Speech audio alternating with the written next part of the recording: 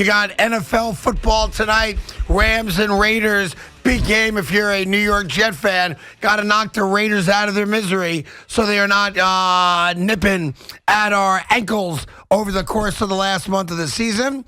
You've obviously got the big story today about Brittney Griner being freed in a one-on-one prisoner swap with Russia for the Merchant of Death. And you've got the continuing baseball kind of drama as free agents are being signed left and right.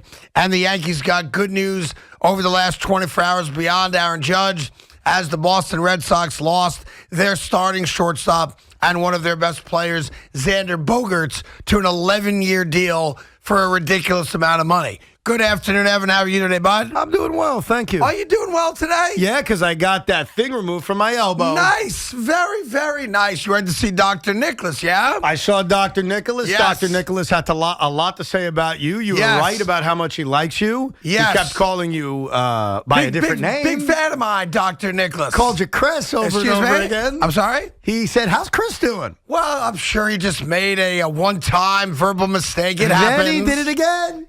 I'm sure it's a two-time, listen, he's a very busy man. He's got a lot of medical stuff on his brain. Then he did it again. 3 times? 7 times. And well, I'm sure you said Craig. so that was the problem, bro. Yeah. I didn't feel like it was my place. Oh, you're that guy? Yeah. You're the guy that sits back and doesn't say you got spinach in your teeth? And I may that guy? I may have even added to it by saying Chris is doing well. That'd be funny if you did that. Did you do that? I may have. Oh, yeah. Well, Dr. Nicholas is still a great doctor. He drained all the pus and blood out of your elbow, and you're on your way to recovery, yes? Yes, and I want to again thank Boomer Esiason and Greg Giannotti for pointing it out and mocking me on their radio show. Yes. But it turned out to be a good thing because now the ball is gone. I'm feeling good. I'm healthy. Great. The Nets won last night. What's up? By the way, what's up? There's a lot of things that are up. Kevin Durant said he doesn't give a rat's ass that Aaron Judge is back in New York because he's a Nationals fan. Guy. And then, of course, he came out and he said, look, I got to be honest. I watched the video of myself, and, boy, I came across cold-blooded. He did. So he said, what's up, 99? Congratulations. Welcome back. I think he was agitated because everybody's walking stuff back today. The way it was asked was a cheap Yes Network promotion. Like, he was asked because the reporter said, coming up after this is Yankee Hot Stove. Your thoughts on Aaron Judge? And I think Durant was like, seriously? Well, to be fair, the gal that's asking the questions, as she's ending this interview, and I did not see any other part of it but this part, so I'm sure it's all basketball up until this part. She says, it's funny, she says to Kevin Durant, I got to ask you a non-basketball question. Now, pause for a second right there. If you're Durant, what do you think was flying through his head, not knowing that she's about to ask about Aaron Judge? I'll tell you exactly what it was. Go ahead. Kyrie Irving's sneaker. Yeah, maybe, because that's a big story now in that world that Nike has officially dropped Kyrie Irving. No more Because that's what's on sneaks. Durant's mind. Like, I don't think he thinks about anything else that's going around. I think he thinks about hoop. Yeah, so possibly, yeah. When Megan Triplett, who's first year with the Nets, doing it? and she's done a good job this year, when she says non-basketball, that's what I think he starts thinking. Yeah, okay, because especially on the heels of LeBron, last week saying, how come you haven't asked me about Jerry Jones? I'm just saying. So that ain't KD, bro. No, but if you're Kevin Durant, and this gal's like, I got to ask you a non-basketball question.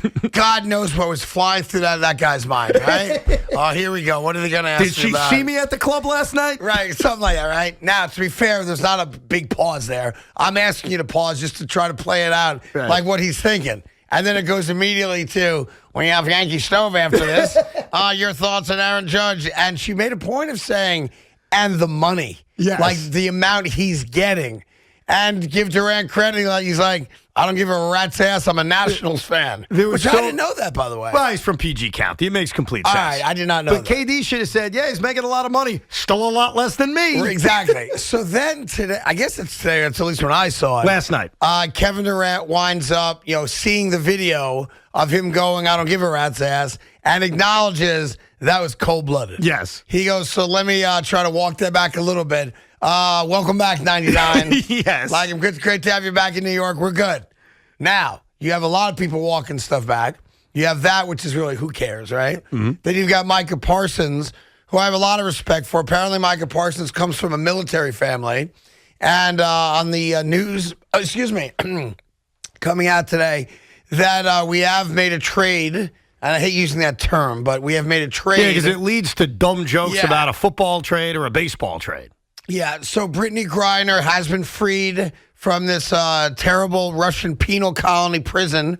In return, we have turned over a guy named Victor Bout, who is also known as the Merchant of Death. He's a big arms trader and was for a long time. And he was serving, a 25-year sentence, I guess, in one of our prisons.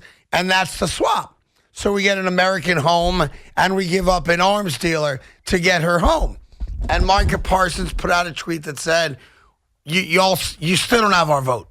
As if to say, how do you leave a military man, a Marine behind, which is what his whole point was, because he comes from a military family and has great respect for our military, and thought it was wrong that we didn't bring Paul Whelan home. Right. I respect Micah Parsons saying it. He has every right to feel however he wants to feel. Obviously, he gets deluged with negative tweets about it, and then walked it back saying, it's not about Brittney Griner. I'm thrilled for her family that she's coming home. I just don't think you leave a Marine behind, period, stop. Yes. Like, why can't numerous things all be true at the same time? Like, why are we attacking Micah Parsons? Like, I don't get that. He's entitled to have an opinion. Well, but also, a thought, a feeling. Why can't you say it's great that an American citizen came home? She shouldn't have been over there, even though she did make a mistake with a vape pen. But it's good that she's home. It sucks that we still can't get Marine Paul Whelan home. And it sucks that we gave the Russian government somebody back who's a bad guy. Yeah. Like all those, I said three things, and I don't think you could debate any of those three things, right? No. 100%. It's bad Whelan isn't home. 100%. It's bad we gave back a bad guy. 100%. All of it's true. Yeah, but that's not the way social media works. Oh, I know. Now it's got to be, let's be critical of every aspect of it. And I want to be fair. I hope Paul Whelan does come home. I can't imagine what he deals with on a 24/7 basis. Let's be more specific. Yeah. Because that's the one that's getting attention. Yeah. I hope every prisoner who's an American citizen, who's being held overseas for trumped-up charges, I hope every one of them comes home. Yeah. Because it's all BS, right? But here's the weird thing about it, and I can only speak for myself. I don't speak for anybody but myself, just like you speak for yourself. I never heard the name Paul Whelan until I heard about Brittney Griner being arrested over there. Right. And maybe shame on me that I hadn't, but I hadn't. Right. I didn't know who Paul Whelan was until I heard the Brittney Griner story. And then, of course, rightfully so, his family goes, yo, hey, hang on a second.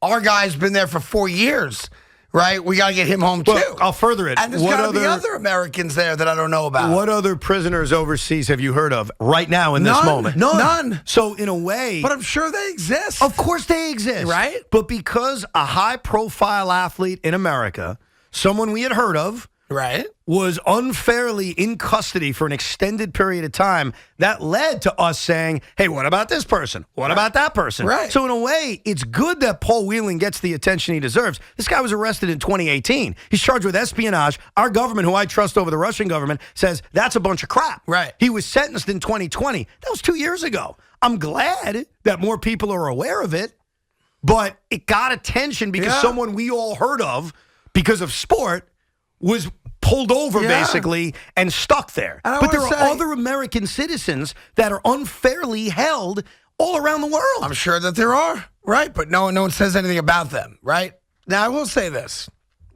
I read the comments of Paul Whelan's family, and I got to tell you, in what's got to be amazingly difficult circumstances and devastating news that he's not included in this prisoner swap, they had such grace and class today. No doubt. In acknowledging how they are devastated by the news, but how happy they are for the family of Brittney Griner. And I just thought they came across so amazing today and so graceful today in how they handled their disappointment and also the excitement of Brittney Griner coming home. And I know they're not listening to our show right now, but that's grace. That's class. And I think they couldn't have been more, like on the money in everything they said today. Yeah, and I just hope that sometime soon he will be with his family and every other prisoner that unfortunately we haven't heard of because they don't get the same media attention, they come all home too. I tell you what I think. Big Mac and I were talking about this, believe it or not, since you were so late coming to a Why work was today. I late today, Craig? Because you're having your elbow drained. No.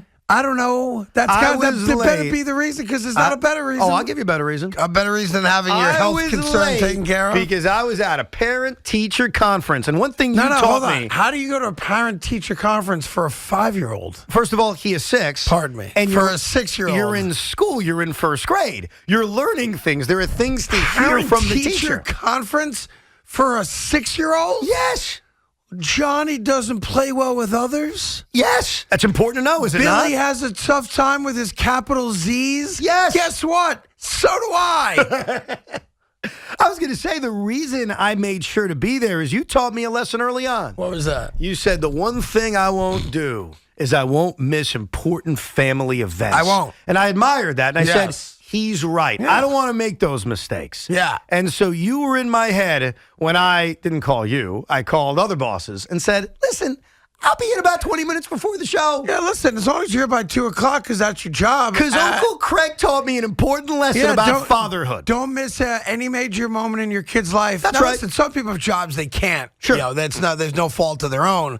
But we're blessed that we have a job where we basically do whatever the hell we want whenever we want to do it. Yeah. Like who's going to say, oh, my God, Evan, you're fired, because you went to meet the teacher night for a 6-year-old. Nobody. No one's going to say anything to you. So you're damn right you should go to that. Damn right. As silly as meet the teacher night is, of course you should go to it. I'm really curious. Yeah. For all the other mothers and fathers listening to us, can you let us know, Dr. Craig, when is it acceptable to go to parent-teacher days? Like when they're in the 5th grade? Yeah. When they're in the 9th grade? Yeah. When they're in the 3rd grade? Like to you, first grade doesn't count. You're wrong, but okay. Like it's not school. Yes, it is. They're reading. They're doing math, which is his favorite class. That was interesting to know. I got to read book reports. Like, I don't know. Like 5th grade? 10th grade? Can't your wife handle it? Wow. I want to know what's going on. Can't the grandparents handle it? The in-laws handle it? They could have handled it, but I needed to hear everything. Yeah, so you got to go in. Have you met the teacher before? I had met her one time before. Okay. Hi, Mrs. Miller. Good to see you again. Yeah. How's Jet doing? He's a wonderful boy. Yeah. Oh, it's so much fun having him in class. He plays well with others. He's polite. He's he draws outside the lines, which is okay at this age. Going to work on his math skills a little bit, but he's really picking up the lessons, and he's really just a joy to have in class. Like, by the way, that is a rehearsed speech every parent gets.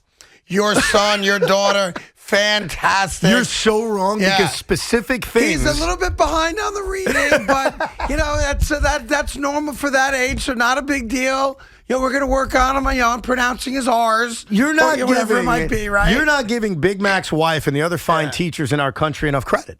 Because I got specific. I forgot his wife's a teacher. Exactly, and that was a good line. I hope she heard that, by the way. They know specifically, good and bad, things to tell us. So let me ask you a question. Yes. Do you think, and I guess if you're a teacher out there, maybe you can answer, so Big Mac, maybe your wife can answer it, that right now, teachers could make a list and within pretty good accuracy, predict which one of the kids in their class in first grade is going to be a problem when they're 18. Really? You think so? I'm asking. Oh, you're asking I'm asking me? the question. Like, if I, by the way, don't know. if I was a teacher, I would do that with the other teachers when I go to the mythical teacher's lounge.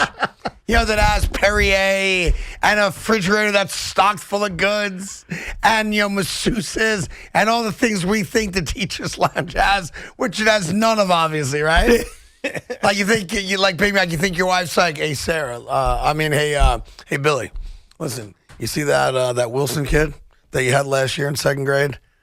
He'll be in prison. Like, you think they do that? Unfortunately, she teaches the problem 17-year-olds. She teaches. Oh, so she inherits that problem. She probably she listens to the kindergarten teachers. Like, who's my problem? Listen, 10 years from now, you're gonna have a kid named Billy. Yeah, he's a real problem. Craig, they'll never say it out loud, but there's no doubt. You think to yourself, 100%. Oh, that person? Yeah, that kid's not going to college. It's like the kid's. But you can never say that out loud.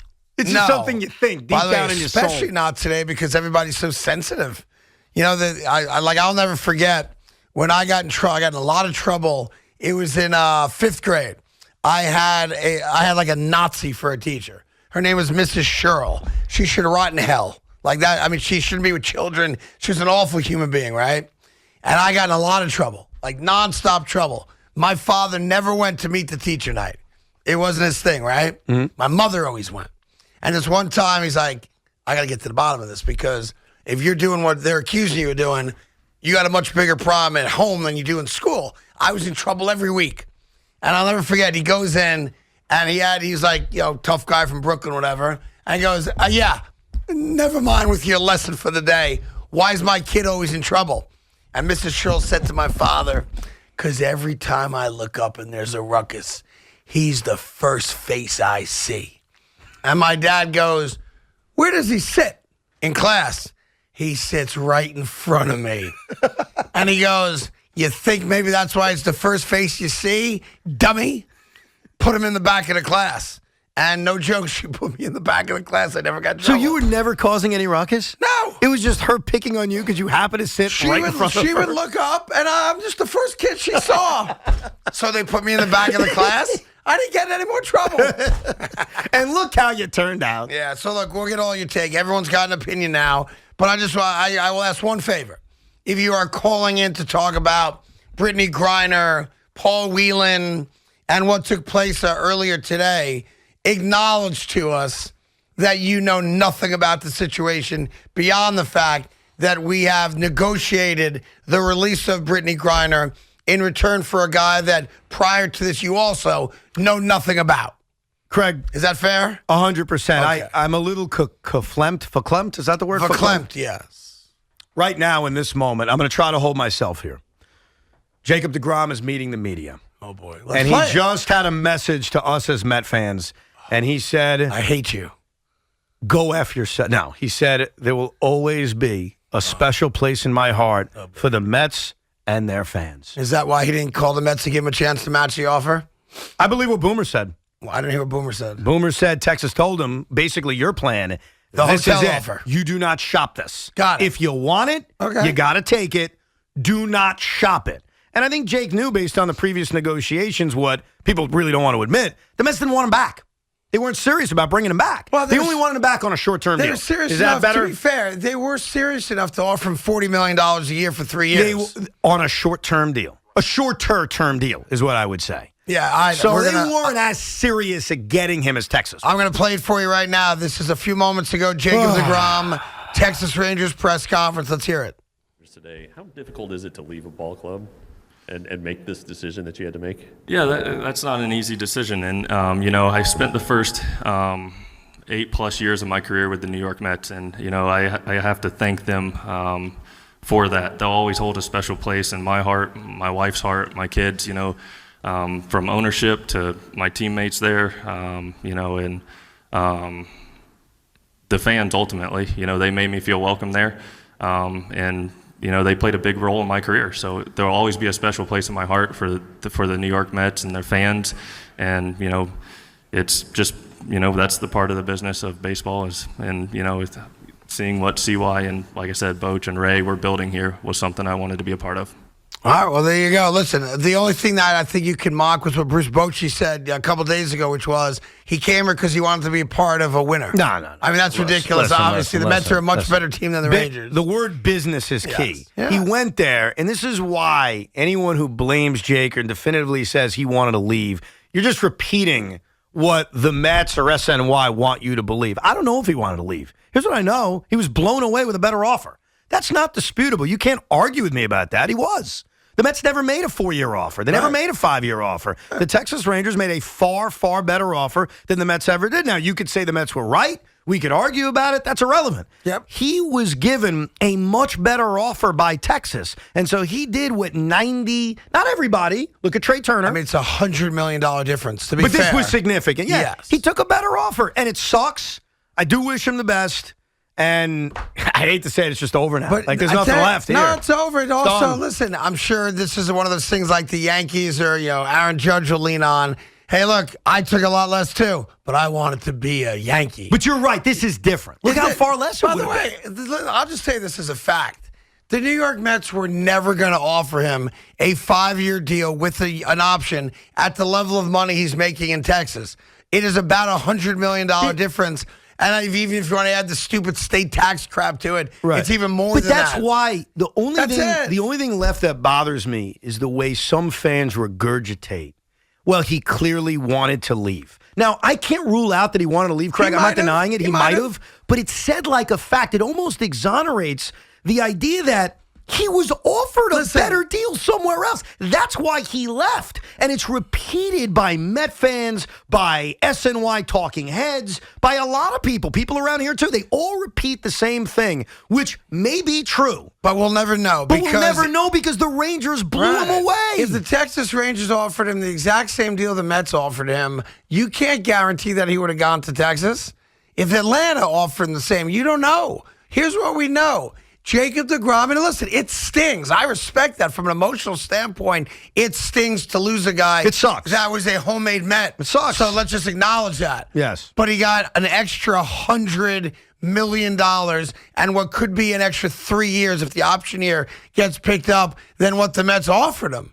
And there's sometimes black is black, green is green, up is up, down is down. Yeah. You don't have to try to figure this one out. Craig, emotionally, a week later, you know where I'm at? I've accepted that he's gone. I've accepted the Mets' decision. What still bothers me is that crap I hear from my fellow Met fans. That bothers me. And that's not Jacob deGrom's issue. No, it's not Jake. And it's not even the Mets anymore. Yep. The Mets made a decision I disagreed with. We move on. Here's the only thing you're going to have to decide one day well into the future is how do you want to bring him back, if at all? Oh, 100% I bring him back. Yeah, but it's like, and that's not a conversation for today. That's a conversation for 10 years from today. I agree with you. And you'll have that when it's appropriate to have it. I don't begrudge him doing it. He took the best offer on the table, and the majority of us would do the same exact thing. Thank you. You and me included. Thank you for not being a douche. Seriously. Well, I'm just, listen. No, because you could have. I'm never a douche for douche's sake. I'm a douche when I think I'm right, and I get to be douchey about it. Okay.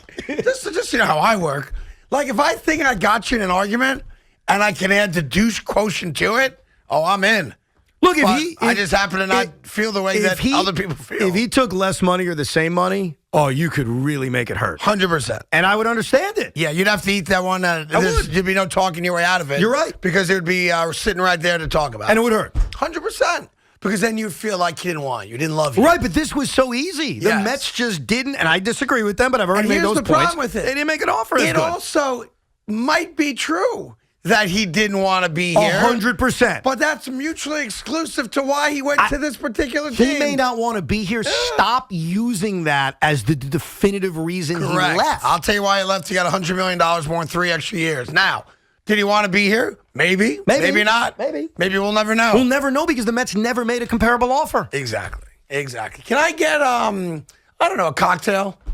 Is that possible? A cocktail? Yeah, I want a cocktail. Yeah, what do you got over there? What do you got at the bar over there? What are we mixing today? What? Well, why does a cocktail have to always mean like 1800, right? Well, what else does it mean? How about a little Dr. Pepper? I don't know. That's Coca-Cola. That's a cocktail? I don't know. I'm thirsty though. Oh, okay. My throat hurts. I may have to take the rest of the day off. I'm not coming in tomorrow. Tell Spike I'm off. Oh, come on. Just because the book is over, the ratings book, doesn't mean you just stop caring. I'm taking every Friday off the rest of the year. By the way, I'm not even kidding. I don't think you are. What's today's date? December 8th? December 8th. So I can take the 9th, the 16th, the 23rd, and the 30th. Oh, that sounds good to me. Well, I'm definitely taking the 30th. And I'm taking the 23rd because I got plans. I actually have. Well, you have plans on the 22nd to go to the Jet game. On the 22nd, I'm at the Jet game. On the 23rd, finally, for the first time in my life, I've tried this many times, I have a White House visit.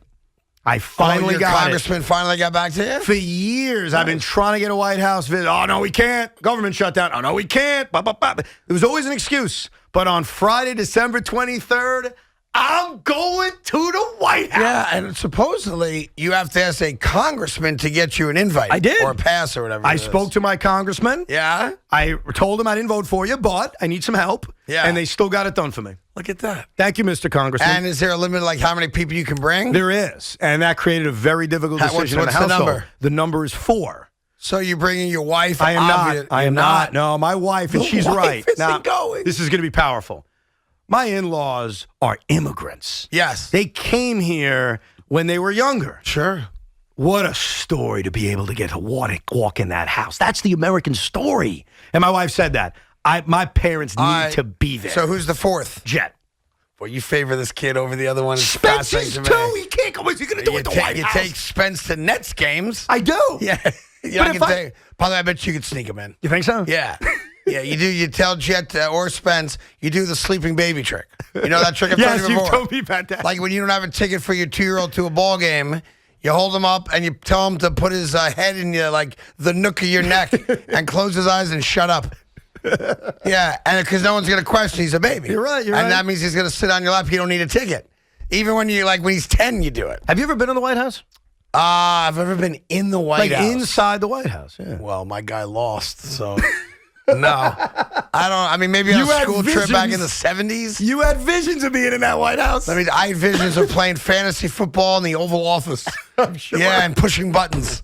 I'm sure. Christy would have been like, no, don't push that one. Not that. No, I mean, I know we did a school trip, but I don't know if I was in the White House I don't think you were, because it's tough to get in there. Like, it's not just show up. I think it was different in the 70s Was in it? elementary school, Oh, but okay. I don't think I Dude, was I ever had in to it. book this 6 months ago. Yeah. That's why I'm so excited. Finally there. Nice. Yeah. You're not going to yell, long live the resurrection, or anything like that, are you? No. Like outside the building? No. That'd be ballsy, though.